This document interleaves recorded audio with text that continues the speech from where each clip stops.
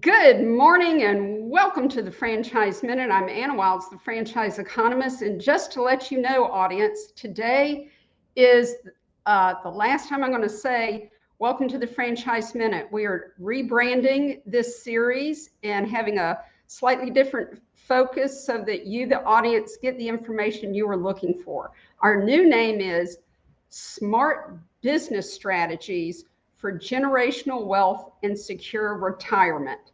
I know that's a mouthful, but it's Smart Business Strategies for Generational Wealth and Secure Retirement. We call it Smart Business Strategies for short. So welcome to today's show. We are delighted to have Carrie Tober with the Repham Group with us. Welcome, Carrie. Thanks for having me, Anna. Great to see you. It's great to see you too. Now, Carrie, you have a very unique perspective to offer. You've been both a franchisee and a franchisor. So you have a wonderful viewpoint and some insights that I know our audience is going to be delighted to hear about. So today's topic is the franchise granting process. And again, since you've been both a franchisee and having had to go through that process yourself, Yep. that's interesting. And as a franchisor, you're on the other side of the fence deciding if someone should be awarded a franchise or not. So start us off and tell us a little bit about you and the Repham Group. Yeah, absolutely. Again, thank you for having me here today, Anna. And to tell you a little bit about myself, this year actually marks my 15th year in franchising. So about 15 All years right. ago, I got started working with a butcher shop franchisor out of New Hampshire, where I grew up. Spent about 5 years working with them, learned all the trials and tribulations of what it takes to emerging brand within the franchise space. Excuse me, Had Carrie, can you lean in or something? Yep, absolutely. There you go. Thank Had you. an amazing opportunity to really learn what it takes to build an emerging franchisor within the restaurant space.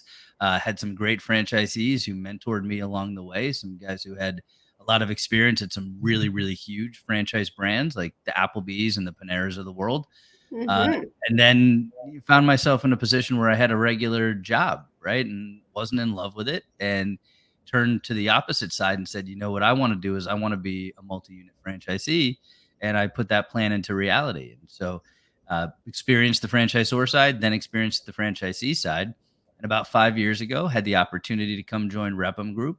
Joined before it was even called Repham. They were just looking for a sales guy, and luckily it was me. And then over the last 5 years, we've really evolved into a full service franchise development partner. We work with young emerging franchisors. We are experts in the field of franchising, and we typically partner up with brands who know everything that they need to know about their vertical or their category, but they want to get into franchising, and so they look for a partner like us.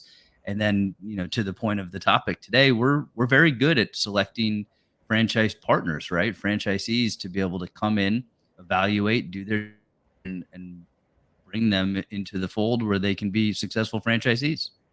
Well, Carrie, we're going to get into more detail about that. It's a bit of a mystery to people about like how do you get a franchise?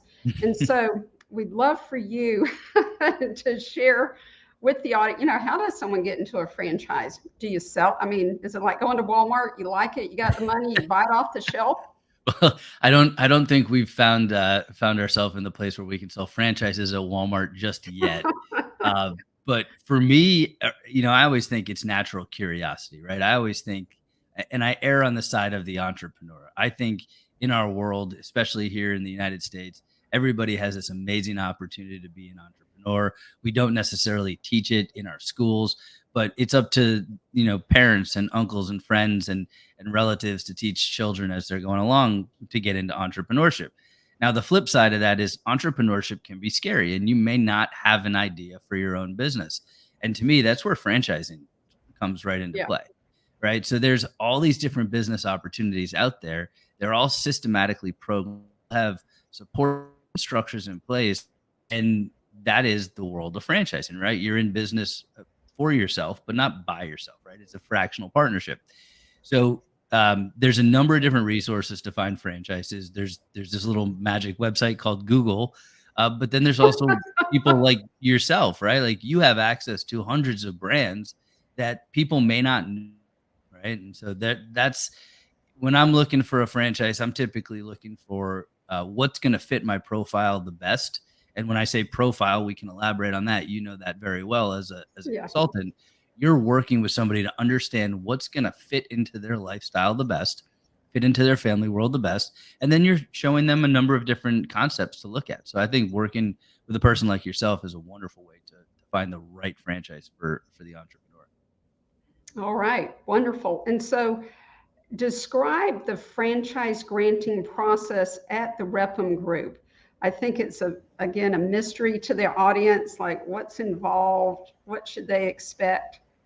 Yeah. So I mentioned earlier, I've been in franchising for about 15 years. And I would tell you that a good 15 years ago, I was in franchise development and I probably didn't know what to expect back at that time. And since I've learned a great deal about that, and I know we've worked together a bunch, so you know as well. But really, what we've done is we've actually structured the due diligence over here at Repham Group. So when you start working with us, the first thing you're going to do is you're going to jump on an introductory call, and that's going to give you literally 90 to 95% of the things that you need to know about an opportunity. And from there, we build a progressive due diligence structure where you can learn more and more. Um, we get into bigger pieces, right? Like the financials, the franchise disclosure documents. And these are great resources for a candidate to do their due diligence while they're exploring the opportunity. And in my role as a franchise advisor, is I guide people or coach people through that franchise granting process or their franchise discovery process. I help them be prepared with good questions and stuff when you go over. I educate them on what a franchise disclosure document is, what to expect in the first phone call that's typically the brand overview, and then unit economics and what it's, and there's a point where they're invited to talk to your current existing Yeah. franchisees, which is called validation. And we focus a lot of that time. I focus a lot of time because that's the heart of the franchise granting process or discovery process. That's where franchisors learn what it's really like to be a franchisee by talking to the actual franchisees. Right. And I think to be honest with you, when we're looking at or when a candidate is looking at a franchise, they should go into this understanding it is a mutual evaluation, right? It is not something that, hey, we're just signing up for a franchise. This is a full-on application process. We are looking for the best people to join the franchise system, right? We want great people coming on, people who are going to be able to be successful. And one of the things that Repham does is we work along every single stage of the process from the first time that they pick up the phone to learn about a brand all the way to after they become a franchisee and are becoming successful. Because you used a key word just there in that last statement, which is validation. And if you're in the world of franchising, selling franchises is a high priority for any brand, but that's not the core focus. The core focus is pure profitable franchisees who are there to validate, but because that's what spins the flywheel of growing that franchise system. Mm-hmm. So it's a very selective, discerning process. Just because you have the money, is that enough to get you awarded a franchise, Kerry? Not necessarily. No. No, no. And so, what advice do you have for franchise candidates as they are evaluated for a Repham franchise? Yeah, well, I don't want to scare anybody, but we are watching every single thing that a candidate does in process, right? And it starts with really, really early on. Like, do you show up on time? I can tell Yeah, you that if you're 3 to 4 minutes late for a call, you're probably not going to be a good franchisee down the road, right? That's a little indicator that problems. So making sure that you're showing up, you're presenting yourself well. If we're asking you to do something, it's not we're asking you to do it to make it a challenge for you to give you homework, right? We're asking you to do something because we're pulsing whether or not as a franchisee you're going to be able to follow a system and a process. that's right. And the homework is things like, watch videos, go to a website, look at a module. I mean, this isn't hard and it's actually interesting because they're learning more and more and more about what a franchise has to offer. I mean, they Yeah, should be chomping at the bit to do this kind of that's stuff. That's 100% the point. It is not hard. You use the word discernment, right? You're looking at it through that lens. I always see in entrepreneurship natural curiosity. Like if you're curious, Mhm. you're going to ask questions. You're going to consume all that content. If you're skeptical, you're going to be pushing back, and we'll feel that Yeah. immediately. And that's a different direction. Yeah. What would you say are some things for people to avoid as they're being considered for a franchise care? Are there any specific red flags that you can share with the audience that kind of? Yeah, there are a couple of things that I've learned along the way. First thing is telling, when you're working with us, we've all had a couple at bats. We've Right. talked to franchise candidates before. So, first of all, don't lie to us. We will feel that out, right? We understand that. That's something that we deal with every day. Yeah. In husband and wife couples, like if the wife is evaluating or the husband is evaluating, we will ask. We're trained to ask early on, hey, is your spouse in the loop on this, and can they get on the call with us? And when we hear the word no, I'm going to make the decision for my family. I don't want to call that a red flag, but it's an amber flag. We'll definitely pay attention to It's that. a flag. Let's just put It's it that way. it's a flag. If I have had experiences where people have said, no, no, no, I'm the decision maker. And then you come back from a discovery day and they say, no, no, no, I need to send my spouse. And Right. that, It happens so many times. It's like sort of shame on us if we yep, advance somebody through a franchise discovery process and the spouse isn't involved. Because Carrie, one, it's going to affect their marriage. It's going to affect their money. yep. I mean, if the That's shoe was on the other foot, I mean, would you want your wife to go out and buy a franchise, not buy, get a franchise and tell you 1 week before a fat check is written? No, I don't think so. I mean, that might be a fun surprise once or twice, but we'll leave it at that. Yeah. But I also think, with all credibility, if somebody's doing that, if they're saying, "Hey, I'm not my spouse doesn't need to be involved," and then 3-4 weeks into it or at the last minute, no, my spouse does need to be involved. Think about what that impact has to the development team. Think about what impact that has to the way that the franchisor views you as a candidate, right? That is Mhm. that is not what you entered saying 5-6 weeks Mhm. before. Here's how my plan for becoming an entrepreneur is. It's changing Mhm. the landscape of that. And being open and honest, not being fearful of having that conversation is probably the biggest thing that I can coach people on.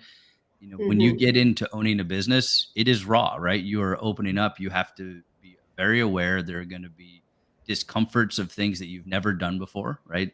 The book, The Entrepreneurial Roller Coaster, is one of my favorite. Like there's going to be ups, there's going to be downs, and you got to be there for the whole ride. And so the Right. more that you can be clear on your goal and your perspective early on, the better off you're going to be.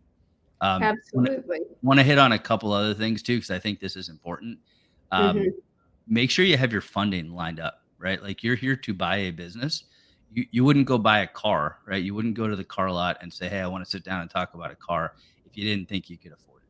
So make sure that you're lined up and ready to go. We are experts on helping people get through the lending process and working with Mhm. banks. We know how to As do am I. that. Yeah, as are you, right? So we're all here to help you. If you have never read a franchise disclosure document before and you want to have a legal review, get it out of the way early, but just understand what you're getting into. It is a document that doesn't change. So please don't try to negotiate. Right. And I can refer people to franchise attorneys. 100%. You got a great stable of them. And then, the last thing I'd say too is, there's really two different categories of franchises. There's service brands and there's brick and mortar retail. And if you're looking for a brick and mortar brand, don't go out and talk to every single real estate agent you can find. Please don't burn the market with the name of the brand that you're looking at before you're actually a franchisee. Yeah, that's a biggie. All right, Carrie, we are out of time. So Man, if someone wants to learn more about a Repham brand, what do you recommend they do? well, I think the easiest thing for them to do is probably click on the link right below and find access to you, Anna.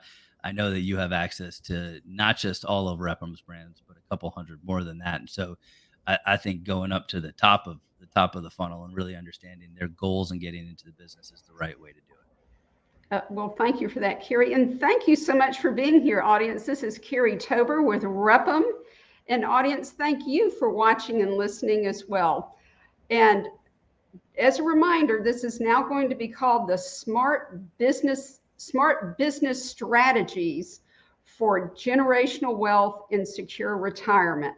Come back next Wednesday at 11:30. We are going to absolutely shed light on smart business strategies through franchising. I'm Anna Wiles, the franchise economist. See you next week. Bye-bye.